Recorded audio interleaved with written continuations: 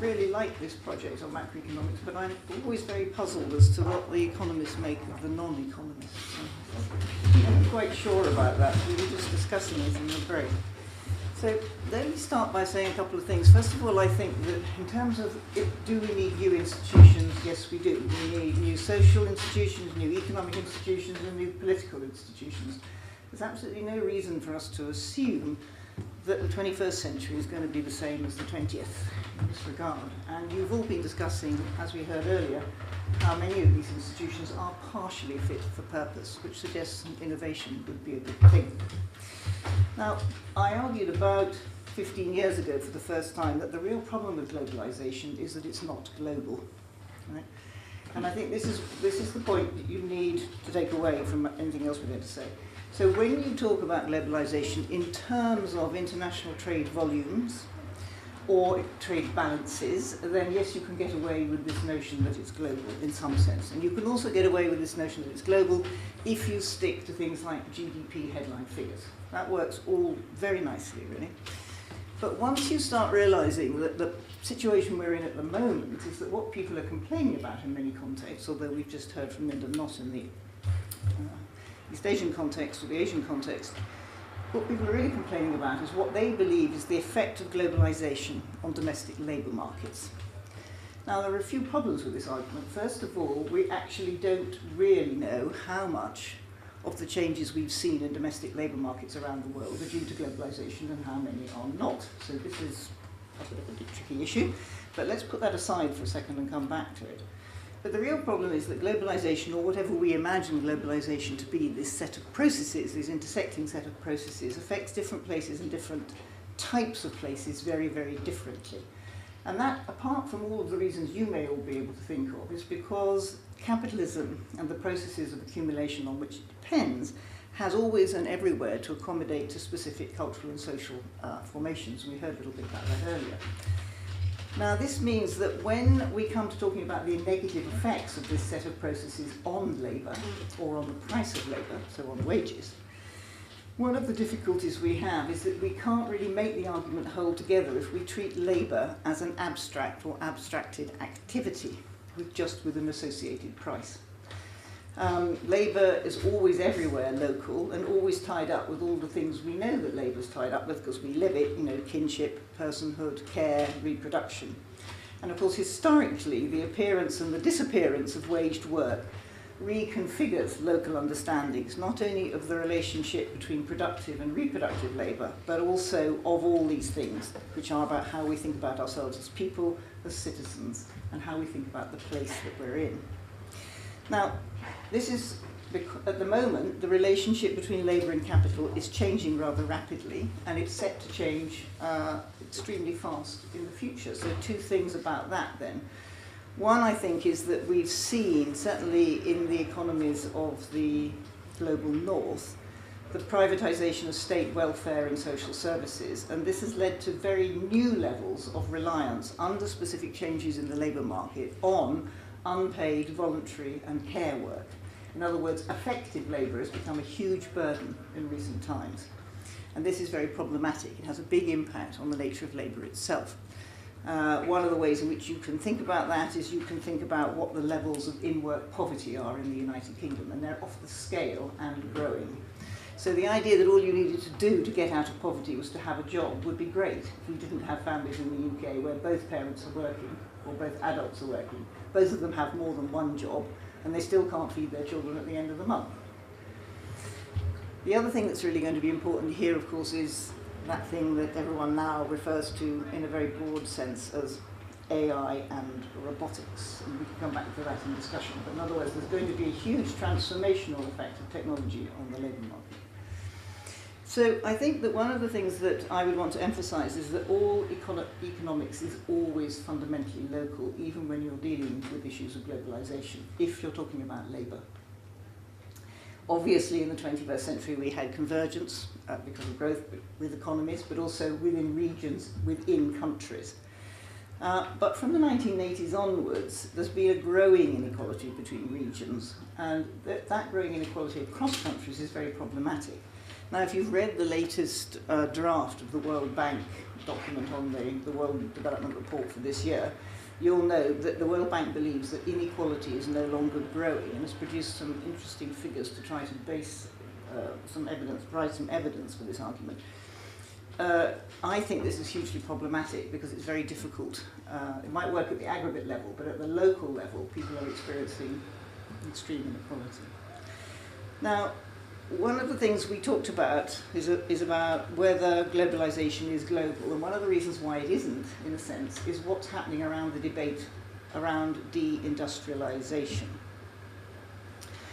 So, I've recently argued for Africa, for example, and it's quite easy to argue it for Latin America, and others have done so as well, that whatever is going to happen in the structural transformation in Africa in the coming 30 years, it is not going to look like the path that Europe or Asia has followed in this regard. So we are not going out of agriculture into manufacturing, from manufacturing into services, following a well-defined model of how this process works. We already have very high levels of urbanization at very low levels of income in Africa, and the rate of manufacturing has stayed pretty constant at around 10%. Now, there are things that are happening in certain countries in sub-Saharan Africa around headline figures for growth, and we can discuss that in the conversation, particularly Ethiopia, Kenya, and so on. But the real problem here is that what we're seeing in the African economy is very, very high levels of informalization. So everybody is a little entrepreneur, and guess what? Just like in the United Kingdom, they have 4 jobs each, and they can't make ends meet. These people are not paying into the tax system, there's a huge fiscal problem, there is no overspill into other areas. So what we have is loss of good jobs, rising inequality, and declines in what I would call individual capacity. And individual capacity is something that I want to talk about a little bit about, and we'll do so in a minute.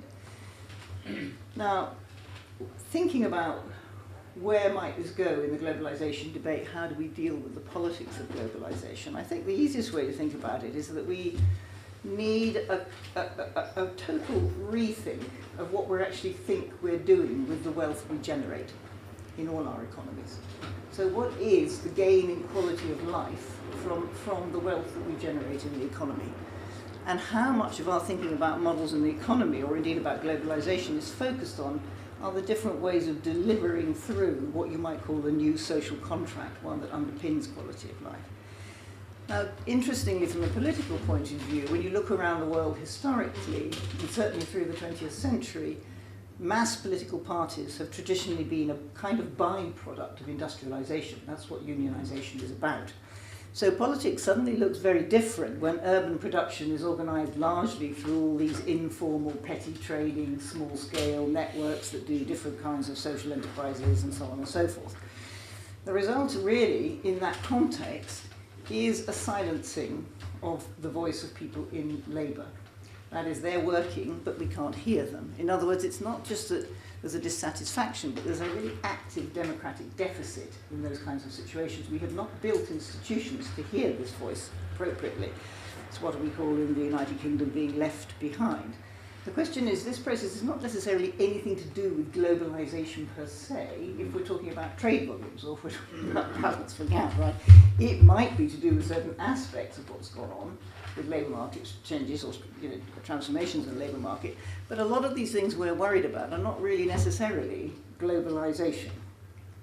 So I don't think, and this comes down to sort of policy arguments, I guess, I personally don't think that reversing globalization somehow would deal with populism. I don't think that particular gene is going back in the bottle, and I don't think we can do it through those means. I do think that future economic openness demands new kinds of social solidarity at both the national and the international level. And as we heard from discussion around the table a little bit earlier this afternoon, there are various ways in which many of you were proposing that that kind of solidarity could be built. I don't think either that the way to deal with some of the things we're experiencing in terms of our misunderstanding of the structural transformations that our economies and societies are likely to go through in the 21st century, I don't think our misunderstandings can be dealt with by talking about protecting specific jobs from trade competition or from technological innovation.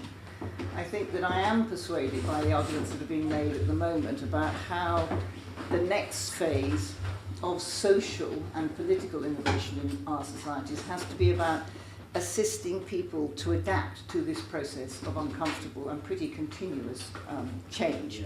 And that means investing in capacities and capabilities, or to put it in very old-fashioned terms, it means investing in public services and predominantly in education, right?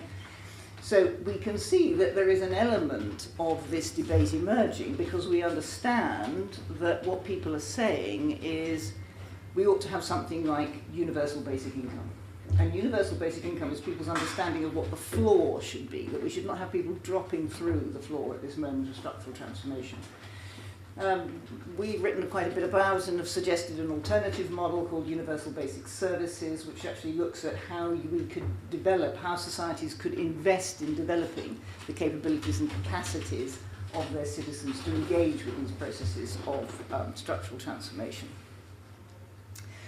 So I think, sort of finishing really, that structural transformation of our economies has to be accompanied by a new form of social contract. So we need, if we're not having economic innovation, we certainly need social innovation. We will need, though, to understand the place-based nature of much of our economic activities, even in this world which is interconnected, call it globalized if you wish. And because we need that place-based understanding, if we're actually to do anything about aggregate demand in local areas and about decent work for people, we're going to need a proper economics of belonging and a set of policies and institutions to implement that sort of that economics of belonging. We cannot run our labour markets as we go forward through this sort of post-war structure that we've had of means-tested welfare benefits, because those mean-tested welfare benefits are premised on a notion of full-time industrial jobs, and those full-time industrial jobs are not going to be there for large sections of the population. So we need a macroeconomics that values capability and works out how we can generate enough of it.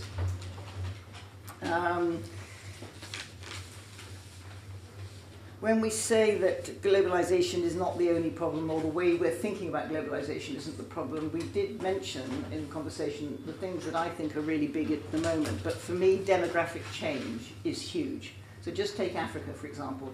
Currently, sub-Saharan Africa growing at 2.6% a year. By 2050, 1 in 3 people on the planet will be African.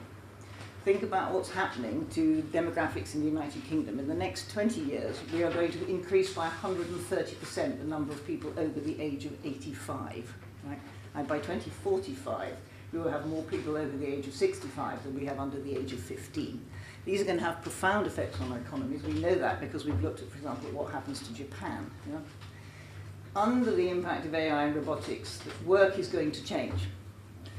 And work after education is the next venue or place in our societies where we work at human capital accumulation. So we're going to have to think very much harder about what the relationship is between our schools and our universities and our workplaces, because we're going to have to help people to change and to adapt. And for this, we don't have these things in place. Remember, we don't even know what our education system should look like under those kinds of pressures. And then just finally, on the question of taxation, yes, of course, we are going to have to find some way of taxing the global corporates. We're going to have to pay for this new social contract, and we're going to have to start thinking about how nations interact with those big corporations and do get them to pay for the kind of social contracts which will need to be nationally based and place-based. But we also may have to think about what's going to happen to business itself. And just very lastly on the last point, the technology changes we're experiencing work through platforms. These platforms tend towards natural monopolies, so Facebook, Uber, whatever. Now, under these kinds of situations, it's not easy to see how we prevent certain kinds of capture. But also it's not easy to see long-term whether the future of all our business entities, the things that we use to capture value ourselves within the economy, like, for example, the limited company, is going to have great longevity under these forms of structural transformation. We could actually be looking at the beginning of a very big change in how business operates. And that big change is likely to be driven by a totally new partnership between business and government.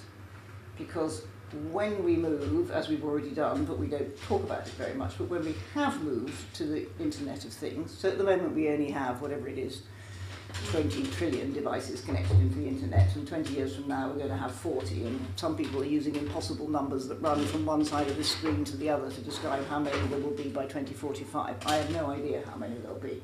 But the point being that all of this boundaries, data doesn't adhere to boundaries. Data moves between all of these kinds of devices and across them. And this means that in the future, you will not just be interacting with a company, this company will actually be with you in your most intimate life, as it already is if you have an Alexa, even if you're not a conspiracy theorist. I'm already shouting at Alexa in the morning. Chiefly I say, "What's the time?" because I'm rushing to get out of the door. But the point I'm making is that governments are not going to be able to run these kinds of data, right, alone.